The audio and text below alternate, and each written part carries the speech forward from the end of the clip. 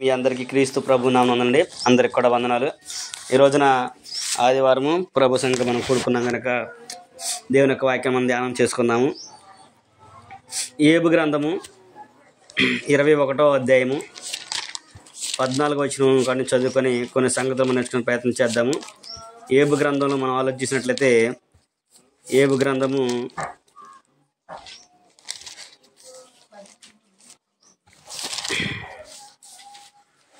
21వ అధ్యాయము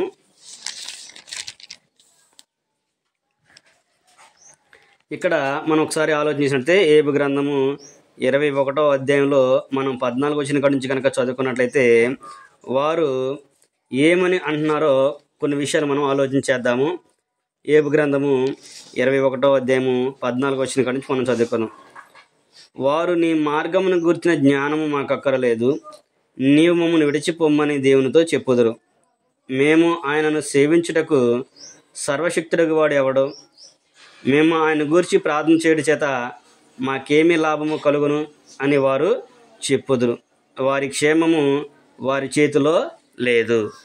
ఇక్కడ ఏబు గ్రంథంలో మనం చదువుకున్నట్లయితే ఏబు గారు తన స్నేహితులతో ఒక విషయాన్ని చెప్పుకుంటున్నాడు. ఆయన ఒక విషయాన్ని ప్రత్యుత్తరంగా వాళ్ళకి చెప్తున్నాడు. ఏమన్నాడంటే, వారు నీ మార్గం గురించి జ్ఞానం మాకు అక్కర్లేదు అంటారు. ఎవరిని గురించిన మా జ్ఞానం? దేవుని గురించిన జ్ఞానం మాకు అక్కర్లేదు. ఎందుకు అన్నారంటే వాళ్ళు, నీవు మమ్మల్ని విడిచిపోమని చెప్పేసి అంటున్నారు. ఆయన మార్గం మాకు అక్కర్లేదు, ఆయన మార్గం జ్ఞానం మాకు అవసరం లేదు, మమ్మల్ని విడిచిపోమని చెప్పేస్తుంది. కాకుండా ఏమంటే, మేము ఆయనను సేవించుటకు సర్వశక్తి గల ఎవడో, అంటే సర్వశక్తి గల దేవుడు ఎవడైనా ఉన్నాడా అనే విషయం వాళ్ళు ఆలోచన చేస్తున్నారు. మేము ప్రార్థన చేయడం వల్ల మాకు లాభం ఏంటి? వస్తాం, ఆరాధనకు వస్తాం, ప్రార్థనకు వస్తాం, క్లాసులకు వస్తాం, మాకు లాభం ఏంటి అని అడుగుతున్నారు వీళ్ళు. అందుకని ఏబు గారు అంటున్నాడు, సర్వశక్తి దేవుడు ఎవడో అని మీరు అడుగుతున్నారు కదా, ప్రార్థన చేయడం వల్ల మాకు లాభం ఏంటి అని మీరు అడుగుతున్నారు కదా, వారి క్షేమం వారి చేతిలో లేదు అనే విషయాన్ని ఒక్క ముక్కలో తెలియజేశాడు ఆయన. మీ క్షేమం మీ చేతుల్లో లేదు. సర్వశక్తి గల దేవుడు ఎవడో అని మీరు అడుగుతున్నారు కదా, అసలు సర్వశక్తి గల దేవుడి గురించి తెలిసే వాళ్ళకి ఈ రోజున లోకంలో చాలామంది కూడా ఇదే పొజిషన్లో ఉన్నారు. ఏబు గారు చెప్పినట్లుగా చాలామంది కూడా అదే పొజిషన్లో ఉన్నారు. దేవుని వాక్యం గురించి జ్ఞానం అవసరం లేదు, దేవుని గురించి జ్ఞానం అవసరం లేదు, సర్వశక్తి గల దేవుని తెలుసుకునే ఆలోచన లేదు, ప్రార్థన చేస్తే మనకు ప్రయోజనం ఉందనే ఆలోచన లేదు. ఇప్పుడు ఎంతవరకు ఎలా ఉన్నారంటే, ప్రార్థనకి వస్తే మాకేమిస్తారు మీరు, మేము ప్రార్థనకు వస్తాం మాకేమిస్తారు, ఇవాళ సెమీ క్రిస్మస్ వాళ్ళు వస్తుంది ప్రార్థన, మా వాళ్ళు వస్తున్నారంటే ప్రార్థన రమ్మంటే ఏమిస్తావు? వస్తే చీరలు పెడుతున్నావా, డబ్బులు ఇస్తావా, బియ్యం ఇస్తావా, ఉప్పు ఇస్తావా, ఉప్పు ఇస్తావా అని అడుగుతున్నారు. చాలా చోట్ల ఇదే జరుగుతుంది. చాలామంది కూడా అలాగే తీసుకొచ్చుకున్నారు జనాల్ని. ఎవరైనా వచ్చి ప్రార్థన పెట్టుకున్నారు అనుకోండి, భోజనాలు పెడుతున్నారనో లేదంటే బట్టలు ఎత్తున్నారనో దుప్పట్లు పంచుతున్నారంటే చక్కగా అందరూ వచ్చేసి కూర్చుంటారు. వారికి ఏ ప్రయోజనం కూడా ఉండదు. అందుకని ఏబు గారు కూడా అంటున్నాడు, వాళ్ళు అడుగుతున్నారు కదా మీకన్నా తెలుసా అనేది అని చెబుతున్నాడు. ఇప్పుడు దేవుని పిల్లలుగా ఉన్న మనము, దేవుని యొక్క బిడ్డలుగా మనం కొనసాగుతున్న మనము, ఆయన సంకల్పం తెలుసుకున్న మనము, ఆయన చిత్తాన్ని గ్రహించిన మనమే స్థితిలో ఉన్నాము అనేది మనమే ప్రశ్న వేసుకోవాలి. వారైతే లోకస్తులు అయితే అలా అన్నారు. ఏమన్నారు? నీ మార్గం గురించి జ్ఞానం మాకు అవసరం లేదన్నారు. ఆయన 2 మార్గాల గురించి చెప్పాడు. మార్గం అనే పదం చూసుకుంటే మనకి బైబిల్లో 2 మార్గాలు ఉన్నాయి, లోకంలో కూడా 2 మార్గాలు ఉన్నాయి. ఒకటి మంచి, 2 చెడు. ఒకటి దేవుడు, 2 లోకం. ఇవే ఉన్నాయి. దేవుడు కూడా ఏం చెప్పాడు? ఒకటి ఇరుకు, 2ది విశాలం. ఇరుకేంటి? దేవుని దగ్గరికి వస్తే ఇరుకే. దేవుని దగ్గర వస్తే ఇరుకు ఎందుకు అన్నాడంటే, ఆయన దగ్గరికి వస్తే ఆయన ఆజ్ఞలు ఉంటాయి, ఆయన చెప్పినట్టు వినాలి, ఆయన మాటకు లోబడాలి. ఆయన ఏ మార్గం అయితే చూపించాడు, ఎలాగైతే నడుచుకున్నాడు అలాగే నడుచుకోవాలి. సహోదరులను ప్రేమించమంటారు, అబద్ధాలు ఆడకూడదు, దొంగతనం చేయకూడదు, మోసం చేయకూడదు, సహోదరుల పట్ల క్షేమం కలిగి ఉండాలి, దురాలోచన ఉండకూడదు, మనలో దుష్టత్వం ఉండకూడదు, అసూయలు ఉండకూడదు, కోపం ఉండకూడదు, క్రోధం, ఇలాంటివి ఏవి కూడా మన దగ్గర ఉండకూడదు. అన్నిటిని కూడా తీసివేసుకొని ఆయన దగ్గర మనము ఉండాలి. ఎలా ఉండాలి? సాత్వికం కలిగి ఆయన దగ్గర మనము ఉండాలి. అందుకనే మనకి ఇరుకు. కోపరాకుండా ఉంటుందా? అబద్ధాలు చెప్పకుండా ఉంటామా? అసూయ పడకుండా ఉంటామా? ఆడికి ఫస్ట్ వచ్చింది నాకు రాలా ఫస్ట్ అనుకుంటారు. ఆడికి బట్టలు కొన్నారు, మాకు ఇంకా బట్టలు కొనలేదు అనుకుంటారు. ఆడు చూడు కొత్త చెప్పులు కొన్నారు, మాకు కొనలేదు అంటారు. ఆడు బైక్ కొన్నారు, మేము బైక్ కొనుక్కోలేదు, ఎప్పుడు కొనుక్కోలేదు అని అంటే మనకు ఒక ఫీలింగ్ అనేది వచ్చేస్తూ ఉంటుంది. అలాంటివన్నీ కూడా మనకి కామన్గా ఉంటాయి. అందుకని ప్రభు దగ్గరికి వస్తే ఏమంటాడంటే, నా మార్గం ఇరుకు అయింది, ఎందుకంటే ఆయన లోపాలి. కొనుక్కున్నాడా, ప్రార్థన చేయి. నేను కొనుక్కోపోయినా కానీ నా స్నేహితుడు కొనుక్కున్నాడు, నేను కొనుక్కోపోయినా నా తమ్ముడు కొనుక్కున్నాడు, నేను కొనుక్కోపోయినా నా చెల్లికి కొనుక్కుంది అని వాళ్ళకు ఉంది కాబట్టి వాళ్ళు బాగుండాలి అని నువ్వు ప్రార్థన చేసావనుకో, నీకు దేవుడు తర్వాత ఇస్తాడు. నీకు అవకాశం ఇచ్చినప్పుడు దేవుడు నీకు కంపల్సరీగా ఇస్తాడు. అది మనం ఎరగాలి. అందుకని ఆయన మార్గం ఏమన్నది ఇరుగ్గా ఉంటుంది. విశాలమని ఎందుకన్నా నీకు మార్గం విశాలం అంటే నీకేమి లేదు. ఇక నీకు ఒక తల్లిదండ్రుల మీద గౌరవం ఉంచినా పర్లేదు, భయభక్తులు ఉండలేకపోయినా పర్లేదు, నువ్వు ఎట్ట తిరిగినా కానీ ఎవ్వరు కూడా నేనేమి అడగరు. దేవుని దగ్గరికి వెళ్ళదని అడగరు, ప్రార్థనకి వెళ్ళమని ఎవ్వరు కూడా అడగరు. అండ్ లోపల నువ్వు వచ్చినట్టుగా జీవించవచ్చు. అది రెండో మార్గం విశాలం. దాంట్లో ఆజ్ఞలే ఉండవు కాబట్టి నీ ఇష్టం వచ్చినట్టుగా నువ్వు వెళ్ళిపోవచ్చు. అట్లాగే రేపు ప్రభు దగ్గరికి ప్రభు వచ్చినప్పుడు కూడా నీ ఇష్టం వచ్చినట్టు బ్రతికావు కాబట్టి నువ్వు అట్టే వెళ్ళిపో అంటాడు ఆయన. అది గుర్తుంచుకోవాలి. తర్వాత ఏమన్నాడంటే దేవుని విడిచిపోమని చెప్పాను. దేవుని విడిచిపోయిన తర్వాత అన్నాడు, మేము ఆయనను సేవించుటకు సర్వశక్తి గలవాడు ఎవడన్నాడు. అంటే దేవుడు సర్వశక్తిమంతుడా, సర్వశక్తిమంతుడా? దేవుడు సగం శక్తిమంతుడా, సర్వశక్తిమంతుడా? క్రైస్తవులంగా మనం ఆలోచించే ఇప్పుడు లోకస్తులు మనకొద్దు, క్రైస్తవులను మనమే ఆలోచించేస్తున్నాం. అంటే మనం కూడా ఆయన్ని సగం శక్తిమంతుడిగానే లెక్కేస్తున్నాం. మనం కూడా మనం చేసే పనులను బట్టి, మన ప్రవర్తన బట్టి దేవుడు సర్వశక్తిమంతుడు కాదు అని మనం చెబుతున్నాం. ఎలాగంటారా, పిల్లలు ఏడుతున్నారు అనుకో, ఏం చేస్తారు? ఒక రోజు ఏడిచాడు, రెండో రోజు ఏడిచాడు, మూడో రోజు ఏడుతున్నాడు, ఆగట్లా, హాస్పిటల్ తీసుకెళ్ళు, మందులు వేస్తున్నాం, అన్నీ వేస్తున్నాం, ఆగట్లేదు. ఏం చేస్తారు?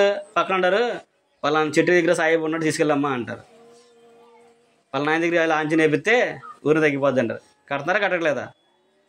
ప్రార్థనకి వెళ్ళేవాళ్ళే చాలామంది కడుతున్నారు. అంటే అప్పుడు నువ్వు దేని మీద ఆధారపడిన దేవుని ఏం చేసినాడు? నువ్వు సగం శక్తిమంతుని చేసినాడు. అంటే ఆ తాయిచ్చి తగ్గించి కానీ అసలు ఇవన్నీ నాకెందుకు, నా దేవుడు ఉన్నాడు కదా, నేను ప్రార్థన చేస్తాను మోకరించి, నా దేవుడు నాకు నా పిల్లల్ని కాపాడ్డా అని ఆలోచన ఉండాలిగా మనకి. అంటే మనం కూడా దేవుణ్ణి సగం శక్తిమంతుడిగానే లెక్కేసుకుంటున్నాం. మనం చేసే పనులన్నీ కూడా అలాగే ఉంటాయి. మనం చూసుకుంటే మనం చేసే పనులన్నీ కూడా అలాగే ఉంటాయి. ఉదాహరణకి దేవుడు సర్వశక్తిమంతుడు నువ్వు నమ్మేవనుకో, నీ ప్రవర్తన ఎలా ఉంటుందో తెలుసా? మన ప్రవర్తన ఎలా ఉంటుందో తెలుసా? ఆదికాండం 21వ అధ్యాయం మనం చదువుకుంటాం. అబ్రహాం గారు ఏం చేశాడు? ఆదికాండం 21వ అధ్యాయం ఏముంటుంది? అబ్రహాము తన కుమారుడైన ఇస్సాకుని బలి ఇవ్వడానికి కొండ మీద తీసుకెళ్ళాడు. మోరియా కొండ మీదకి తీసుకెళ్ళాడు. ఇంటికాడ బయలుదేరాడు. పొలాలు తీసుకొని కట్టెలు తీసుకొని కట్టగట్టి తన కొడుకు మీద పెట్టాడు. గాడి మీద పెట్టి కొండ దగ్గర రాగానే, మోరియా కొండ దగ్గర రాగానే పని వాళ్ళందరినీ అక్కడ వదిలిపెట్టేసి, మీరు ఇక్కడే ఉండండి, నేను ఈ చిన్నవాడు వెళ్ళి దేవునికి బలి అర్పించి వస్తామని చెప్పి అన్నాడు. వెళ్ళేటప్పుడు ఏమన్నాడు? మరలా మేము వస్తామని చెప్పి అన్నాడు. ఆయన నమ్మకం చూడండి, ఆయన నమ్మకం ఆయనకి అలాగా ఉంది. ఆయన వెళ్ళేటప్పుడు ఏం చేశాడు? కట్టెలు తీసుకొచ్చి ఇసాకు తల మీద పెట్టాడు. నొప్పి ఆయన పట్టుకున్నారు. వీళ్ళిద్దరు కలిసి వెళ్తున్నారు. కొడుకు డౌట్ వచ్చింది, తండ్రి మనం బలి అర్పించడానికి వెళ్తున్నాం కదా, కట్టెలు ఉన్నాయి, నొప్పి ఉంది, కానీ బలి పశువు ఎక్కడా అని అడిగాడు. అయ్యా ఆయనే చూసుకుంటాడు పద నువ్వు అని చెప్పాను అన్నాడు. ఆయనే చూసుకుంటాడు పద అన్నాడు. అసలు ఏమాత్రం కూడా సంకోచించకుండా కొడుకు కూడా ఇస్సాకు గారు కూడా అబ్రహాంతో పాటు వెళ్ళిపోయి కొండ మిగిలిన తర్వాత కట్టెలు పేర్చాడు. కట్టెలు పేర్చిన తర్వాత కాళ్ళు చేతులు కట్టేసి ఇస్సాకుని ఆ కట్టెల మీద పుడకబెట్టినప్పుడు ఇస్సాకు మాట్లాడాల. బలి అర్పించబోయే టయానికి దేవుడు అబ్రహామా ఆపు అన్నాడు. ఇప్పుడు అక్కడ ఏ నమ్మాడు ఆయన? మీరు అదే విషయాన్ని హెబ్రీ పత్రికలో మనం చదువుకుంటే ఆయన మృతులను సహితం లేపగల సమర్థుడు అని అబ్రహాం నమ్మాడు. యాకోబు పత్రికలోను హెబ్రీ గ్రంథకర్త 2 సందర్భాలు కూడా రాశాడు ఆయన. అబ్రహాము దేవుని నమ్మెను, అది అతనికి నీతిగా ఎంచబడను, అందుకని తన కుమారుని అర్పించి ఉపమాన రూపంగా మరలా ఆయన్ని పొందుకున్నాడు. బలివలా తీసుకెళ్ళిపోయాడు, కానీ బలివ్వడానికి ఏ మాత్రం సంకోచించాల. ఎందుకంటే ఆయన మృతులను సహితము లేపగలిగిన సమర్థుడు అని నమ్మాడు కాబట్టి ఆయన తీసుకెళ్ళి కుమారుని బలిప్పించాడు. అందుకనే 17వ అధ్యాయము 1వ వచనం నుంచి చెప్తాడు. ఆదికాండం 17వ అధ్యాయము 1వ వచనం దేవుడు ఆయనే అన్నాడు, నేను సర్వశక్తి గల దేవుడును అనే మాట మీద ఆయనకి పరిచయం అవుతాడు. నేను సర్వశక్తి గల దేవుడు, నేను మనీతో మాట్లాడుతున్నాను అబ్రహాం అని చెప్పి అన్నప్పుడు అబ్రహాం గారు ఆయన్ని విశ్వసిస్తాడు. అంటే మనం ఎంత మట్టిగా ఆధారపడి ఉన్నాము, మేము ఆయన సేవించడానికి సర్వశక్తి గలవాడు ఎవడో అనే రీతిలో మనం ఉన్నామా, లేదు ఈయన సర్వశక్తిమంతుడు కనుక మేము ఈయన మీద ఆధారపడ్డాము అనే ఆలోచన మనం ఉన్నామా అనేది మనల్ని మనమే ప్రశ్న వేసుకోవాలి. నువ్వు దేవుని మీద ఆధారపడ్డావా? ఆధారపడితే నీ ప్రవర్తన చెప్పిద్ది. నువ్వు లోకం మీద ఆధారపడ్డావా? అది నీ ప్రవర్తన చెప్పిద్ది. నీ ప్రవర్తనే చెప్పిద్ది. దేవుని పిల్లలకి నిత్యము కూడా క్షేమం వెంటాడుతూనే ఉంటుంది. నిత్యము క్షేమము వెంటాడుతూనే ఉంటుంది. దేవుడు కూడా ఎప్పటికీ విడిచిపెట్టడంట. ఆయన తన పిల్లల్ని ఎప్పటికి కూడా విడిచిపెట్టండి. ఆయన గురి ఆయన పిల్లల మీదే ఉంటుంది. దేవుని యొక్క గురి ఎప్పుడు కూడా దేవుని పిల్లల మీదే ఉంటుంది. ఎందుకంటే ఆయన్ని ఎవరైతే గురి చూసి ఆయన దగ్గరికి వెళ్ళాలని ఆలోచన కలిగి ఉంటారో వారి కొరకు ఆయన గురి పెట్టుకుని ఉంటాడంట. మన గురి ఎలాగైతే దేవుని దగ్గరికి వెళ్ళాలని ఆలోచన ఉంటుందో మనకి, అలాగే ఆయన గురి కూడా నా దగ్గరికి రావాలని ఎవరైతే ఆలోచన చేస్తున్నారో అనే ఆలోచన ఆయన గురి అంతా కూడా వాళ్ళ మీదే ఉంటుంది. అందుకనే వాళ్ళకి మార్గాలన్నీ కూడా సరళం చేసుకుంటూ వస్తూ ఉంటాడు. ఆయన ఒక్కసారే చేయడు, కానీ చక్కగా నిదానంగా మనకు వచ్చే క్షేమము తరతరాలు ఉండేట్టుగా చేస్తాడు. ఆయన మన క్షేమము మన తర్వాత మన పిల్లలకి, మన పిల్లల తర్వాత మన పిల్లలకి కూడా ఉండేట్లుగా ఆయన మార్గాన్ని సరళం చేసుకుంటూ తీసుకొస్తాడు. ఆయన ఈ లోకం క్షేమం అనుకోండి, ఏదో కొంతకాలం ఉంటుంది, కొంతకాలానికి ఆగిపోద్ది. నువ్వు ఉన్నంతకాలం క్షేమం ఉంటుందేమో, డబ్బు ఉన్నంతకాలం క్షేమం ఉంటుంది. డబ్బు ఉన్నా కానీ క్షేమం లేదు. ఈ రోజుల్లో ఏ క్షేమం కూడా లేదు.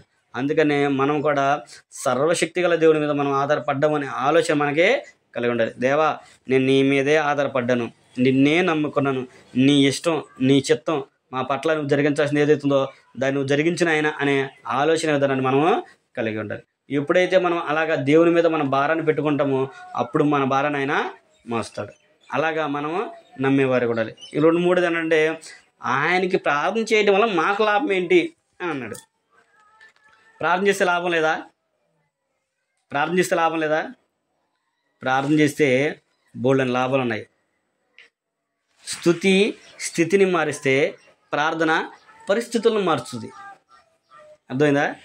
స్తుతి అంటే పాటల ద్వారా దేవుని స్తుతిస్తే మన స్థితిని మారుస్తాడు. అలాగే ప్రార్థన చేస్తే మన పరిస్థితులను మారుస్తాడు దేవుడు. ఉదాహరణకి హిజ్కియా ఉన్నాడు. హిజ్కియాకి ఏం జరిగింది? యెషయా గ్రంథం 38వ అధ్యాయం 1-8 మనం చదువుకుంటే యెషయాకు మరణకరమైన రోగం వచ్చింది. రోగం వస్తే ఆయన ఏమన్నాడు? హిజ్కియా, నీ దినము సమీపమైన కనుక నీ కుటుంబం నువ్వు చక్కబెట్టుకోమన్నాడు. చక్కబెట్టుకోమన్నప్పుడు ఆయన ఏం చేశాడు?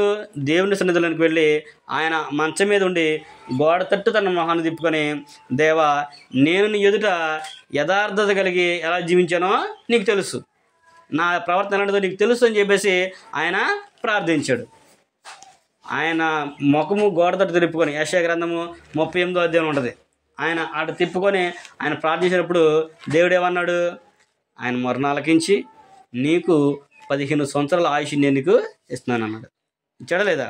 హిజ్కియాకి 15 సంవత్సరాల ఆయుష్ని ఆయన ఇచ్చాడు. దేని ద్వారా? ప్రార్థన చేయటం వల్ల. అంటే ప్రార్థన చేయడం వల్ల ఆయనకు లాభం ఏమొచ్చింది? 15 సంవత్సరాల ఆయుష్ వచ్చింది.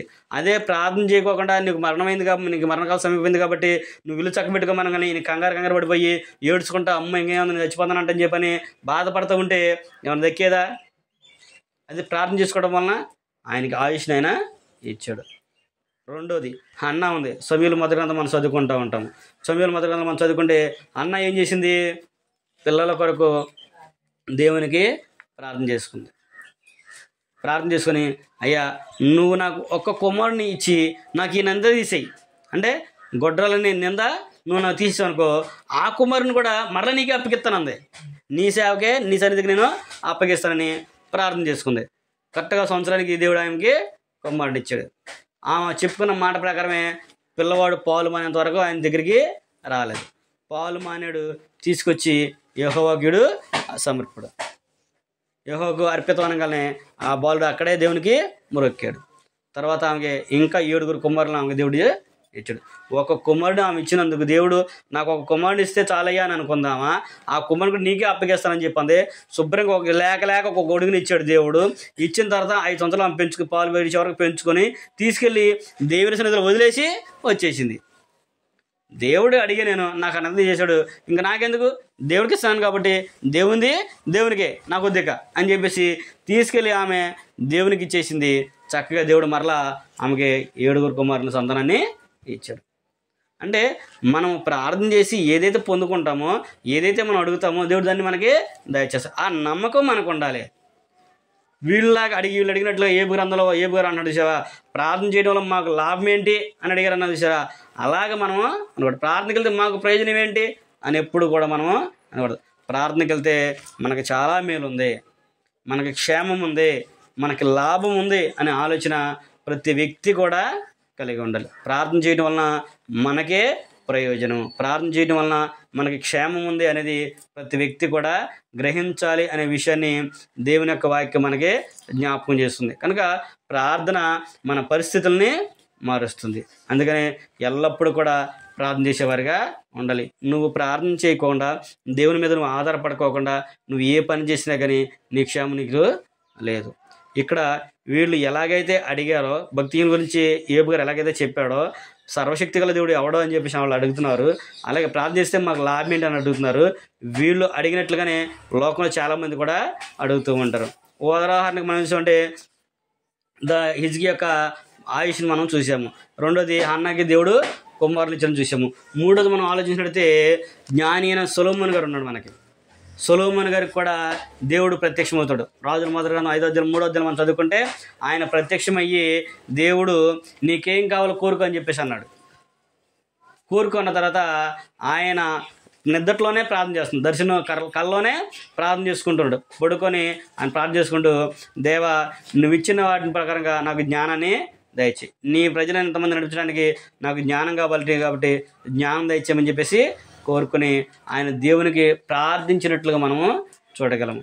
అంతేకాకుండా నీవు నా తండ్రి చేత ఏర్పాటు చేసుకున్నావు, అది నీకు మందిరం కట్టని, ఆ గొప్ప మందిరం కట్టని నువ్వు నాకు అవకాశం ఇచ్చావు కనుక ఈ మందిరాన్ని కూడా నేను పూర్తి చేశాను కనుక, కాబట్టి నువ్వు దీంట్లో ఉండవు, నాకు తెలుసు నువ్వు ఈ మందిరంలో ఉండవు, కానీ నీ కనుచూపు నీ మనసు మడిగి దీని మీద ఉండాలి. నీ కనుచూపు నీ మనసు దీని మీద ఉంటే దీని తట్టు ఎవరైతే తిరిగి ప్రార్థన చేస్తారో వారి ప్రార్థన నువ్వు ఆలకించు. ఏ దేశం నుండి చేసినా సరే, ఎక్కడి నుండి చేసినా సరే, యెరూషలేము ఈ తట్టు ఉంది అనుకున్నప్పుడు యెరూషలేము వైపు తలుపులు తీసి నువ్వు ప్రార్థన చేసావు, చూస్తూ ప్రార్థించనుకో, దేవుడు వారి మొర వింటాడు. ఆయన వారి మొర విన్నాడు కనుకనే దానియేలు ప్రార్థన దేవుడు అంగీకరించాడు. అలాగా మనం కూడా ప్రార్థన చేయడం వలన అనేక ప్రయోజనాలు మనకి ఉన్నాయి. అంతేకాకుండా దేవుడు కనబడిన వాటిని కాకుండా కనిపించే వాటిని కూడా దేవుడు మనకి చేస్తాడు.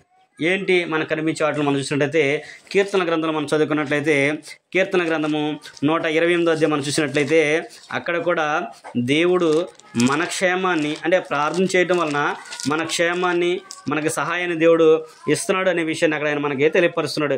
ఏమన్నాడు? కీర్తన గ్రంథము 128వ అధ్యాయము 1వ వచనం నుంచి కనుక మనం చదువుకున్నట్లయితే అక్కడ ఆయన అన్నాడు, యెహోవా యందు భయభక్తులు కలిగి ఆయన త్రోవలందు నడుచు వారందరూ ధన్యులు, నిశ్చయముగా నీవు నీ చేతుల కష్టార్జితము అనుభవించదవు. ఏంటంట? మేలేంటంట? నువ్వు కష్టపడి ఏదైతే నువ్వు రూపాయి సంపాదిస్తావో ఆ రూపాయి నువ్వు తీసుకుంటావు. అదే ఇక్కడ ఆయన చెప్తున్నాడు, నిత్యము నువ్వు నీ చేతుల కష్టార్జితాన్ని అనుభవిస్తావు. నువ్వు సంపాదించిన రూపాయిని నువ్వు అనుభవిస్తావు. ఈ రోజుల్లో సంపాదిస్తారు కానీ దాన్ని అనుభవించే అవకాశం ఎవరికి చాలామందికి లేదు. కోట్లు కూడబెట్టి వెళ్ళిన వాళ్ళు ఉన్నారు కానీ వాళ్ళ సంపాదన వాళ్ళకి ప్రయోజనం కూడా లేదు. ఎస్పి బాలసుబ్రహ్మణ్యం ఉన్నాడు, లక్షలు కూడా సంపాదించాడు, ఏమైనా అనుభవించాడు? వాడు అని అనుభవించాడు. ఆయన కరోనా వచ్చి చచ్చాడు. వైఎస్ రాజశేఖర్ ఉన్నాడు, 1000 కోట్లు సంపాదించారు, అనుభవించాడా? లేదు. ఎవరు కూడా అనుభవించడానికి అవకాశం లేదు. కానీ యెహోవా యందు భయభక్తులు కలిగి ఉన్న వాడికంట వాడు ధన్యుడు అంటున్నాడు, నిశ్చయముగా నువ్వు నీ చేతుల కష్టార్జితాన్ని అనుభవిస్తావు. అంతేకాకుండా రెండోది ఏమంటే, నీవు ధన్యుడవు, నీకు మేలు కలుగును, నీ లోకిట నీ భార్య ఫలించు ద్రాక్ష వలె ఉంటుంది. నీ ఇంట్లో నీ భార్య ఎలా ఉంటుందంటే ఫలించు ద్రాక్ష వలె ఉంటుంది, నిత్యము ఆనందంగా ఉంటుంది. అంతేకాకుండా నీ పిల్లలు ఒలీవ మొక్కల వలె నీ భోజన బల్ల చుట్టూ కూడా వాళ్ళు ఉంటారు. అంటే నిత్యం కూడా నీ ఇంట్లో అన్ని సమృద్ధి ఉండదు తప్ప ఇది లేదు అనే ఆలోచన రానివ్వడం. ఏదేని బట్టి దేవుని యందు భయభక్తి కలిగి ఉండటం వలన, దేవునికి ప్రార్థన చేయటం వలన, యెహోవా సర్వశక్తి గల దేవుడు అని నమ్మటం వలన, నువ్వు దేవుడు సర్వశక్తి గల దేవుడు ఉన్నాడని నువ్వు నమ్మి ఆయన నువ్వు ప్రార్థన చేసావనుకో, ప్రార్థన చేస్తూ నువ్వు ఆయన భయభక్తి కలిగి ఉన్నావనుకో, ఆయన ఏమంటే నీ కష్టజీతం నువ్వు చక్కగా అనుభవిస్తావు. నీలోకి నీ భార్య ఫలించే ద్రాక్ష వలె ఉంటుంది, నీ పిల్లలు ఒలీవ మొక్కల వలె ఉంటారు అనే విషయాన్ని ఆయన తెలియపరచడం అనేది మనము చూడగలము. 4వ విషయం మనం చూసినట్టయితే 127వ వచనం మనం చదువుకున్నట్లయితే, యెహోవా ఇల్లు కట్టించని ఎడల దాన్ని కట్టువారి ప్రయాసం కూడా వ్యర్థమే. నువ్వేదైనా పూనుకుంటే అది దేవుడు పూనుకోవాల్సింది తప్ప నువ్వు పూనుకొని ప్రారంభిస్తే అది ఎప్పటికీ పూర్తవదు. నువ్వు దేవుని మీద భారం వేసి నువ్వు ఏ పని చేసినా కానీ, దేవా నీ చిత్తమైతే నాకు సాయం చేయను అనుకో, దేవుని చిత్తమైతే నువ్వు చేసిన తలపెట్టిన పని పూర్తయింది. దేవుడు పూనుకొందే నీ పని ఏది కూడా పూర్తవదు. ఉదాహరణకి దగ్గర డబ్బులు ఉన్నాయి, మన దగ్గర 1 కోటి రూపాయలు ఉన్నాయి, శుభ్రంగా మనం ఇల్లు కట్టాలనుకుంటున్నాం. డబ్బులుంటే ఇల్లు కట్టుకోవచ్చు కదా, కట్టుకోవచ్చా? కట్టుకోవచ్చు. కానీ దేవుడు వద్దనుకున్నాడు. నువ్వెన్ని ప్రయత్నాలు చేసినా కానీ నువ్వు అసలు ఏ మాత్రం కూడా చేయలేవు. నువ్వు ఎన్ని ప్రయత్నాలు చేసినా కానీ ఏ మాత్రం కూడా చేయలేవు. ఉదాహరణకి నేనే ఆధారం. నీ దగ్గర రూపాయి లేదు, కానీ దేవుడు నీ చేతి ఇల్లు కట్టించాలనుకున్నాడు. ఎవడో ఆపలేడు దాన్ని, ఎవడో కూడా దాన్ని ఆపలేడు. నేను ఇల్లు కట్టేటప్పుడు నా చేతిలో రూపాయి లేదు. 5 సంవత్సరాల క్రితం ఇల్లు కట్టుకున్నప్పుడు నా చేతిలో రూపాయి లేదు. కానీ 5 లక్షలు పెట్టి నేను ఇల్లు కట్టానంటే నాకే ఆశ్చర్యం వేసింది. ఎట్ట అడిగానో, ఎవరి దగ్గరికి వెళ్ళానో, ఎట్ట తెచ్చానో నాకు ఎవరు ఇచ్చారో తెలియదు, కానీ దాన్ని పూర్తి చేసుకున్నాను. నేను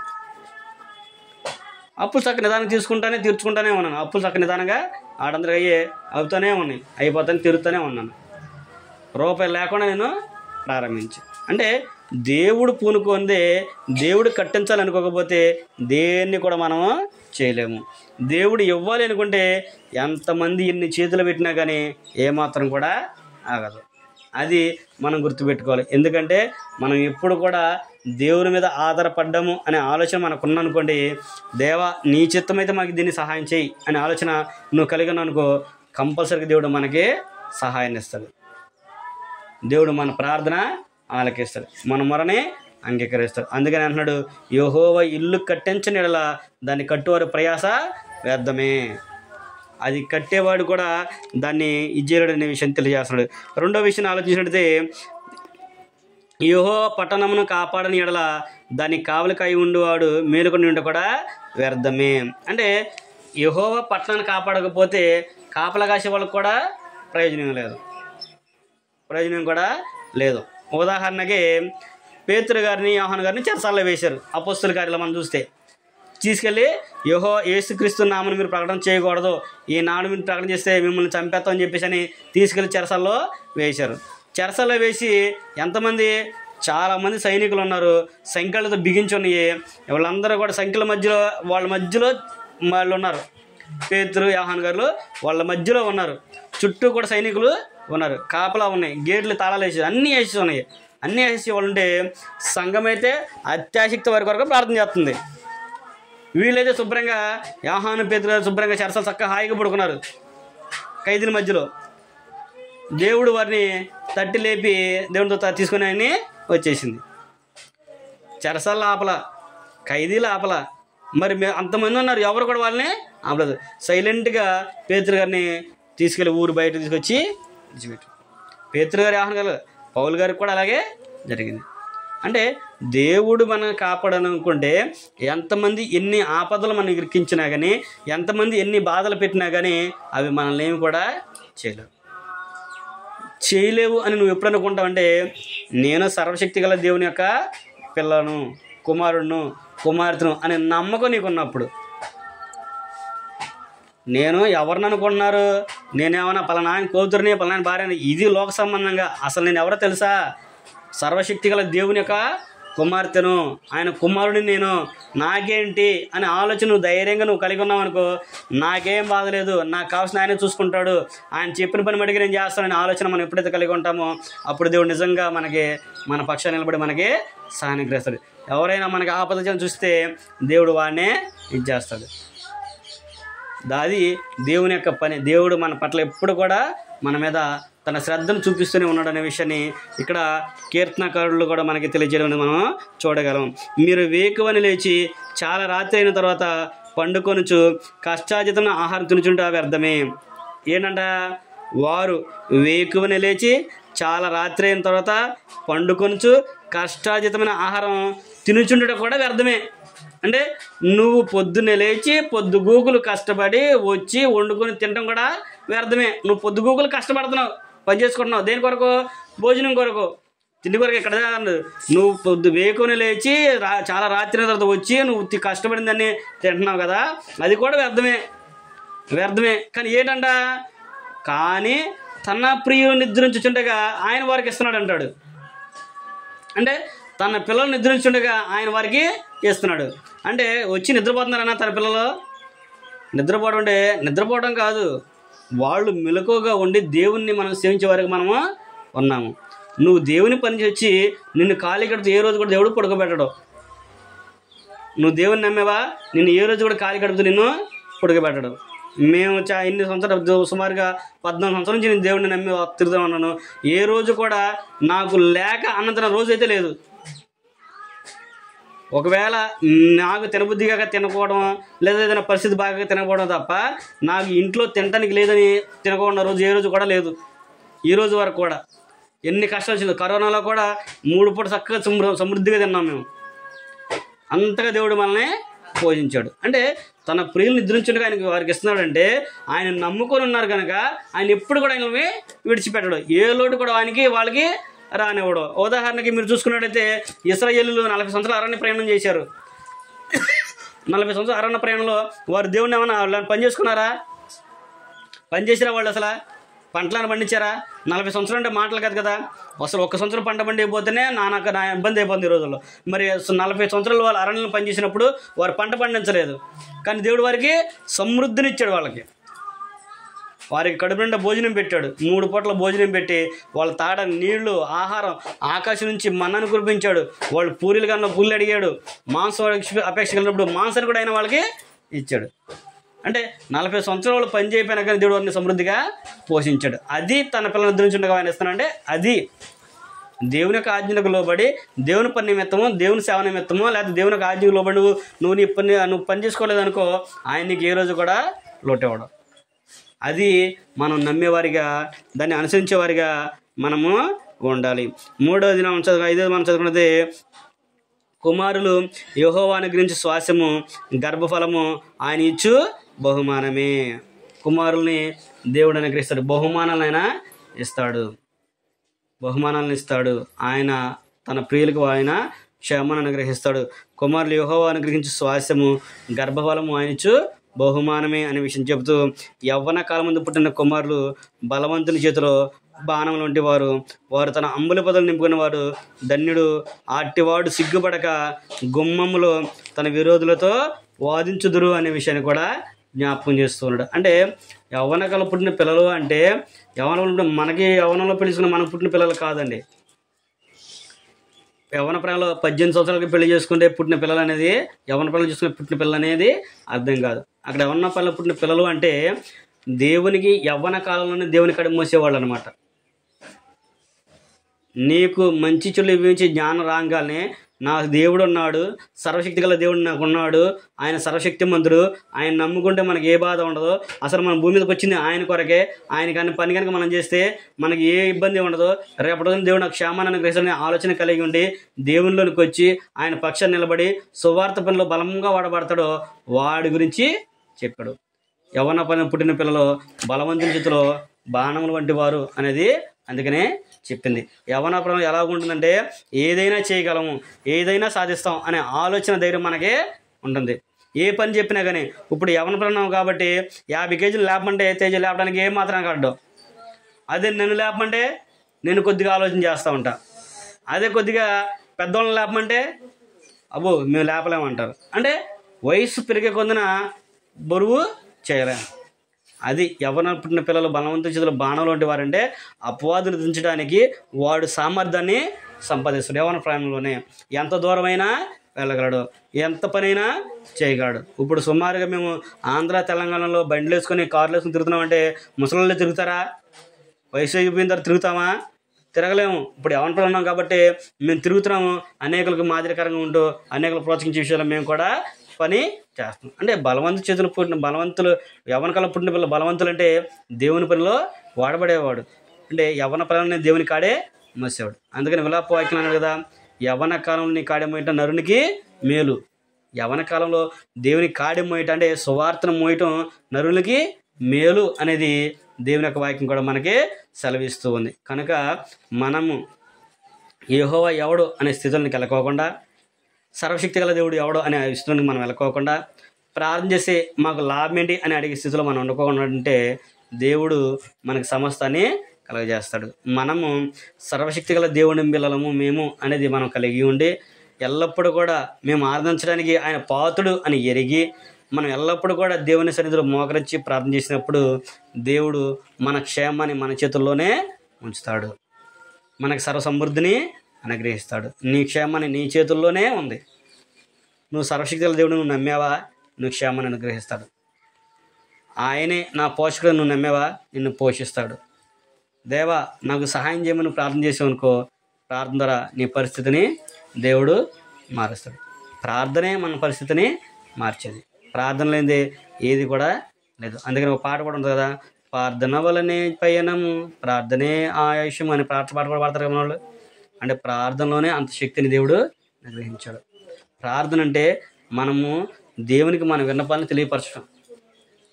వాక్యం చదువుకోవడం అంటే దేవుని యొక్క మాట మనం వినటము, మన మాట దేవుడు ఆలకిస్తూ ఉంటాడు. కనుక మనము కూడా ఆ విధానాన్ని కలిగి ఉండి దేవుని ఎల్లప్పుడూ కూడా సేవించేవారిగా, దేవుని అనుసరించేవారిగా మనం ఉండాలి అనేది దేవుని యొక్క వాక్యం మనకి తెలియపరుస్తుంది. కనుక ఎప్పుడైతే నువ్వు దేవుని అంగీకరించి దేవుని యొక్క నామాన్ని మహింపరిచి దేవుడు సర్వశక్తి గలవాడు అనే విషయం కలిగి ఉంటావో, అప్పుడు దేవుడు కూడా నీకు నిత్య జీవాన్ని, పరలోకాన్ని కూడా అనుగ్రహిస్తాడనే విషయాన్ని జ్ఞాపకం చేస్తూ ఉన్నాడు. మనం ప్రార్థన చేయడం వల్ల మనకు లాభం ఏంటి అని అంటే, మత్తయి సువార్తలో కనుక మనం ఆలోచించినట్లయితే మత్తయి సువార్త 19వ అధ్యాయంలో ఒకసారి మనం చూసినట్లయితే అక్కడ ప్రభువైన యేసుక్రీస్తు వారు కూడా ఒక విషయాన్ని జ్ఞాపకం చేస్తూ ఉన్నాడు. మత్తయి సువార్త మనం చూసినట్లయితే మత్తయి సువార్త 19వ అధ్యాయము 27వ వచనం నుంచి కనుక మనం చదువుకున్నట్లయితే ఇదే విషయాన్ని, అంటే ఏది, మేము నిన్ను సేవించడం ద్వారా నీకు ప్రార్థన చేయడం వలన మాకు లాభం ఏంటి అని అడిగారు. ఎవరు? దేవుని యొక్క ప్రభు యొక్క శిష్యులే అడిగారు. ప్రభు యొక్క శిష్యులే అడిగారు. వాళ్ళు ఎవరో కాదు, పేతురు గారే అడిగేది. ఆయన 12 మంది శిష్యుల్లో దుర్గు అంటే పేతురు గారు ఒకడే. దేనికైనా ముందుండేది ఎవరంటే పేతురు గారే. పేతురు గారే ముందున్నాడు, పేతురు గారే దెబ్బలు తిన్నాడు, పేతురు గారు సువార్త ప్రకటన చేశాడు. అన్నిట్లో ఆయనే ఫస్ట్ ఉన్నాడు. ఆ పేతురు గారే అడిగాడు. ఏది? మత్తయి సువార్త 19వ అధ్యాయం 27వ వచనం నుంచి మనం చదువుకున్నట్లయితే, పేతురు, ఇదిగో మేము సమస్తమును విడిచిపెట్టి నిన్ను వెంబడించితిమి గనక మాకేమి దొరుకునని ఆయనను అడగగా. ఏమని అడిగాడు? అయ్యా, మేము సమస్తాన్ని విడిచిపెట్టి నేను వెంబడుతున్నాం కదా, మాకు లాభం ఏంటి, మాకు ప్రయోజనం ఏంటి? ఈరోజు పనికి వెళ్ళాం అనుకో 1000 రూపాయలు వస్తాయి. ఈరోజు పనికి వెళ్తే 1000 రూపాయలు వస్తాయి. మనం ప్రార్థనకు వచ్చే మాకు లాభం ఏంటి అని అడిగినట్టు అక్కడ ఏబు గారు కదా అదే అన్నాడు కదా, నీకు ప్రార్థన చేయడం వల్ల మాకు లాభం ఏంటి అని అడిగారు కదా, అలాగే ఈయన కూడా అడిగాడు. ఆల్రెడీ ఆయన ఏబు గారు అడిగిన దానికి మన కీర్తనలో చూసాము. ఇక్కడైతే స్వయంగా యేసుక్రీస్తు ప్రభువే బదులిస్తున్నాడు. ఏమంటున్నాడు ఆయన? మనం చదువుకుంటే 28వ వచనం నుంచి, యేసు వారితో ఇట్లా, నేను ప్రపంచ పునర్జన్మమునందు మనుష్య కుమారుడు తన మహిమగల సింహాసనం మీద ఆసీనుడయ్యుండను. నన్ను వెంబడించిన మీరును 12 సింహాసనం మీద ఆసీనులై ఇశ్రాయేలు 12 గోత్రముల వరకు తీర్పు తీర్చుదురు. నా నామము నిమిత్తము అన్నదమ్ములనైనను, అక్క చెల్లెండ్రనైనను, తండ్రినైనను, తల్లినైనను, పిల్లలనైనను, భూములనైనను, ఎండ్లనైనను విడిచిపెట్టిన ప్రతి వాడును 100 రెట్లు పొందును. ఇదియుగాక నిత్య జీవమును స్వతంత్రించుకుంటాడు. ఎప్పుడంట? ప్రభు వస్తాడు ఒక రోజున. ప్రభు వచ్చే రోజు ఒక రోజు ఉంది. ఆ రోజున ప్రభు నిమిత్తము శ్రమపడిన వాడు ఎవడో, ప్రభు నిమిత్తం ఎవడైతే కష్టపడ్డాడో, ప్రభు నిమిత్తం ఎవడైతే దెబ్బలు తిన్నాడో, ప్రభు నిమిత్తం ఎవరైతే అవమానం పొందారో, ప్రభు నిమిత్తం నువ్వు ఏదైతే విడిచిపెట్టావో, అప్పుడు ఆయన అన్నాడు నీకు నిత్య జీవం కూడా ఆయన ఇస్తున్నాడు. అంతేకాకుండా ఇప్పుడే ఇస్తున్నాడు ఆయన. ఇంకెప్పుడు నువ్వు బ్రతికుండగానే, నువ్వు జీవించే టైంలోనే ఇప్పుడు ఏహమందు కూడా అన్నాడు. ఇప్పుడు ఏహమందు ఇప్పుడు ఆల్రెడీ కూడా ఇస్తాడు. ఎప్పుడు నువ్వు దేవుడిని ఇప్పుడు సేవ చేస్తున్నావండి, సేవ చేస్తా మన ఇంటి వాళ్ళకి ఇష్టం లేదు, దేవుడిని తెలుసుకున్నావు, నేను బాప్తిస్మం అన్నాను, అమ్మో నువ్వు ఇప్పుడే తీసుకుంటే నువ్వు సరైనడు కాదు, దేవుడి మాట నువ్వు వినవో తప్పిపోదని చెప్పేసి నేను ఇబ్బంది పెట్టనుకో, లేదు నేను తీసుకున్నాను అనుకో, నువ్వు తీసుకుంటే మా దగ్గరికి వద్దంటారు కొంతమంది. ఏది చాలామంది లోకల్ ఎలా ఉన్నారంటే బాప్తిసం ఉంటే పిల్లల్ని ఇంట్లోకి రానివ్వట్లా చాలామంది తీసుకుంటే మీకు తెలియదురా బాబు అని చెప్పేసి ఆపేసే వాళ్ళు కూడా ఉన్నారు. లేదు ఎట్టకెళ్ళగల బాప్తిసం అనుకోండి, కొంతమంది అన్నీ ఉన్నారు కదా, వాళ్ళు పిల్లల్ని కూడా ఇది చేస్తారు. అంటే మన క్యాస్ట్లో అదర్ క్యాస్ట్లో వాళ్ళు విడిచిపెట్టినప్పుడు వాళ్ళ తల్లిదండ్రులను కూడా విడిచిపెట్టి బయటకు వచ్చి దేవుని కొరకు బతికే వాళ్ళు ఉన్నారు. వాళ్ళకి దేవుడు అంటే ఇప్పుడు ఇహమందు కూడా 100 రెట్లు ఇస్తానన్నాడు. అంటే సంఘము ఆయన ఇల్లు. అది నువ్వు లోకంలో డినామినేషన్లను బట్టి వేరే వాళ్ళని బట్టి నువ్వు నమ్ముకుంటే అది చెప్పలేములే, కానీ నువ్వు నిజంగా సత్యాన్ని ఎరిగి క్రీస్తుని అంగీకరించి ఆయన రాజ్యాన్ని తెలుసుకొని ఆ సంఘంలో నువ్వు చేరావనుకో, అప్పుడు అన్నాడు ఇప్పుడు ఇహమందు కూడా నీకు 100 రెట్లు ఇస్తాడు. సంఘంలో తల్లి ఉంటుంది, తండ్రి లాంటి వాళ్ళు ఉన్నారు, సహోదరులు ఉన్నారు, సహోదరులు మనకి ఉన్నారు, ఎంతోమంది ఉంటారు మన ప్రేమ చూసుకునేవాళ్ళు.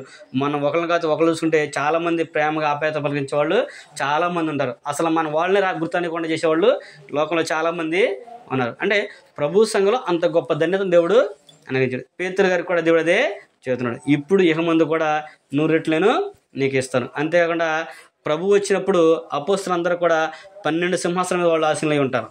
ఇశ్రాయేలు 12 గోత్రాల వాళ్ళకి తిరుపతి తీస్తాడు. అలాగే మనకు కూడా దేవుడు అన్నాడు, మీరు లోకానికి తిరుపతి తీరుస్తారు అనే విషయాన్ని కూడా మనకి చెప్పాడు. అంటే ఎప్పుడు నువ్వు యెహోవా యందు భయభక్తి కలిగి ఉండి దేవుని మీద ఆధారపడి, అంటే సర్వశక్తుల దేవుని మీద నువ్వు ఆధారపడి ఉండి ఆయన కొరకు ఆయన మీద నువ్వు ప్రార్థన చేసావు కానీ నువ్వు ప్రార్థన చేసానుకో, అప్పుడు అవన్నీ కూడా జరుగుతాయి. అప్పుడు మనకి లాభం అనేది తెలుస్తుంది. మనకి ఆ లాభం అనేది నువ్వు గ్రహించు. నువ్వు ఇప్పుడే ఆపేక్షించి లాభం కలిగి నువ్వు దాని కొరకు ప్రయాసపడ్డానుకో, ఏ మాత్రం కూడా ప్రయోజనం అనేది బెనిఫిట్ అనేది మనము పొందుతున్నాం. అందుకని ఇక్కడ పేతురు గారు కూడా ప్రభు వారు అదే విషయాన్ని జ్ఞాపం చేశాడు, ఇప్పుడు ఇహమందు కూడా నీకు 100 రెట్లు ఇస్తాను, అంతేకాకుండా నిత్య జీవాన్ని కూడా నీకు స్వతంత్రించుకుంటాం. నిత్య జీవాన్ని కూడా మనము స్వతంత్రించుకుంటాం. నిత్య జీవం అంటే నిత్యము ప్రభుత్వం ఉండేవండి గొప్ప జీవితాన్ని, అంటే దేవుడి తర్వాత పరలోకాన్ని కూడా దేవుడు ఆయన మనకి అనుగ్రహిస్తాడు అనే విషయాన్ని కూడా అక్కడ ఆయన మనకి తెలియపరుస్తున్నాడు. కనుక మనము దేవుని విషయంలో నమ్మకాన్ని కలిగి ఉండాలి అనేది తెలియపరుస్తుంది. అందుకని ప్రతి వ్యక్తి కూడా ఏం చేయాలి అంటే సర్వశక్తి గల దేవుణ్ణి నమ్మాలి, ఆయన్ను ఆరాధించాలి. మూడోదిగా ఆయనకు మనము ప్రార్థన చేయాలి. ఇవి మనం చేసేటప్పుడు మనకి లాభం ఏంటని ఎప్పుడు కూడా అపేక్షించకూడదు. నేను ప్రార్థనకి వెళ్తే నాకు లాభం ఏంటి అనే ఆలోచన ఉండకూడదు. నేను దేవుని సేవ చేస్తే నాకు లాభం ఏంటి అనేది మనం ఆలోచన చేయకూడదు. నువ్వు పనికి వెళ్తే నీకు అది ఎంతవరకు, నీకు కొంతవరకు అది. నువ్వు పనికి వెళ్ళింది ఎంతవరకు ఉంటుంది, వాళ్ళు వెళ్తావు, పొద్దున్న వెళ్తావు, సాయంత్రం తీసుకొస్తావు, సాయంత్రం అన్నీ తెచ్చుకుంటే అయిపోతాయి. కానీ దేవుని అయితే ఆయన ఇదే కాకుండా పైన కూడా ఆయన నిత్య జీవాన్ని అనుగ్రహిస్తున్నాడు. అందుకనే పౌలు గారు తిమోతితో అంటాడు, రాబో కాలంలో మంచి పునాది మీ కొరకు వేసుకోండి. చివరిగా ఆ వచనం చదువుకుని మనము మెచ్చుకుంటాం. తిమోతి రాసిన మొదటి పత్రిక 4వ అధ్యాయం మనం చూసినట్లయితే, తిమోతికి రాసిన మొదటి పత్రిక 4వ అధ్యాయము 7-8 వచ్చిన కనుక మనం చదువుకున్నట్లయితే, అక్కడ పౌలు గారు తిమోతికి రాస్తూ ఆయన ఏమంటాడంటే, అపవిత్రమైన ముసట్లను విసర్జించి దైవభక్తి విషయంలో నీకు నీవే సాధకము చేసుకునము. శరీర సంబంధమైన సాధకము కొంచెం మటుకే ప్రయోజనకరమవును, కానీ దైవభక్తి ఇప్పటి జీవ విషయంలోనూ రాబో జీవ విషయంలోనూ వాగ్దానంతో కూడిన అది అన్ని విషయంలో ప్రయోజనకరమవును. ఏంటంటే దైవభక్తి ఎప్పటి జీవ విషయంలోనూ రాబో జీవ విషయంలోనూ వాగ్దానంతో కూడి ఉన్నది కనుక అది అన్ని విషయాల్లో కూడా మనకే ప్రయోజనకరమైంది. ఒక వ్యక్తి దైవభక్తి కలిగి ఉండడం వల్ల కలిగే లాభము బోల్డంత ఉంది. ఏదో సింపుల్గా నాకు తెలిసినంత 4 వచనాలు నేను పూర్తి చేసుకున్నా, కానీ మనం కనుక ఆలోచన కలిగి మన జీవితాన్ని కనుక దాని మీద పెడితే బోల్డంత సమాచారం గ్రంథంలో ఉంది. చదువుకుంటే బోల్డంత మంది వ్యక్తులు కూడా మనకి తెలుస్తారు. దేవుని మీద ఆధారపడిన వాళ్ళు చాలామందిని మనము చూడగలం. అందుకనే దైవభక్తి కలిగి ఉండాలి. దేనికంటే రాబో జీవితానికి మంచి పునాది వేసుకోవడానికి మనం ఏం చేయాలంట, సర్వశక్తి గల దేవుడు ఉన్నాడని నమ్మాలి. ఆయనను ఆరాధించడం వల్ల మనకి ప్రయోజనం ఉందని తెలుసుకోవాలి. మూడోది కానీ ఎల్లప్పుడూ కూడా మనం ప్రార్థించే వారిగా ఉండాలి. వాళ్ళు ఈ 3 అడిగారు. ఏమడిగారు? మేము ఆయనను సేవించడానికి సర్వశక్తి గల దేవుడు ఎవడో అని అన్నారు. రెండోది, మేము ఆయన దగ్గరికి వెళ్ళడం మాకు లాభం ఏంటి అని అన్నారు. మూడోది అన్నారు, ఆయనకు ప్రార్థన చేయడం వల్ల మాకేం మెప్పు కలుగుతుంది అని అన్నారు. 3 లాభం కొరకే వెతికారు వాళ్ళు. సర్వశక్తి గల దేవుడు ఎవరు అన్నారు, మాకు ప్రయోజనం ఏంటి అన్నారు, ఆ ప్రార్థన చేయడం వల్ల మాకు లాభం ఏంటి అన్నారు. అక్కడ కింద ఏమన్నాడు ఆయన 15 వచ్చిన అన్నాడు, వారి క్షేమం వారి చేతుల్లో లేదు అన్నాడు. కానీ ఇక్కడ మనం చదువుకుంటే పౌలు గారు తిమ్మోతి అన్నాడు, దైవభక్తి గొప్ప లాభ సాధనం అయి ఉంది అన్నాడు. ఇప్పుడంట ఎప్పటి జీవిషయం ఇక్కడ ఒకేసారి తెలిసాడు పౌలు గారు అయితే 2 మాటలు తెలిసాడు ఆయన. ఎప్పటి జీవిషము రాబో జీవిషంలో కూడా అది గొప్ప ప్రయోజనకరం. ఏదైతే మళ్ళీ వాగ్దానంతో కూడింది ఉంది. వాగ్దానం లేనిదేం కాదు, వాగ్దానం ఉంది మనకి. దేవుడు వాగ్దానం చేశాడు, ప్రభువారు మనకి వాగ్దానం చేశాడు. ఏమన్నాడు, యోహాను సువార్త 14 మనం చదువుకుంటే, నా తండ్రి యందు విశ్వాసం ఉంచారు, నా యందు కూడా మీరు నమ్మకం ఉంచండి. నేను వెళ్ళి నేనుండే స్థలంలో మీరు కూడా ఉండలాగిన మీ కొరకు నేను స్థలాన్ని సిద్ధం చేస్తున్నాను.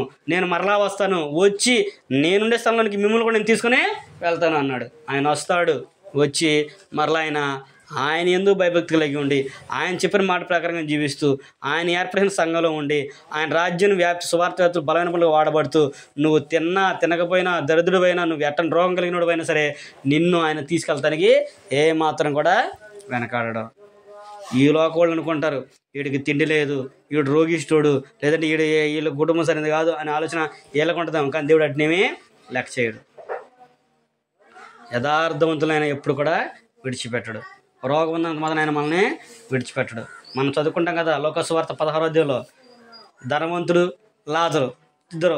ధనవంతుడు తన ఇష్టానుసారంగా బ్రతికాడు. లాజరు ఏం చేశాడు, రోగిష్ఠుడే, ఎరుగుంటూ తిన్నాడు. అంటే లేదు ఆయనకి కష్టపడి తిన్న.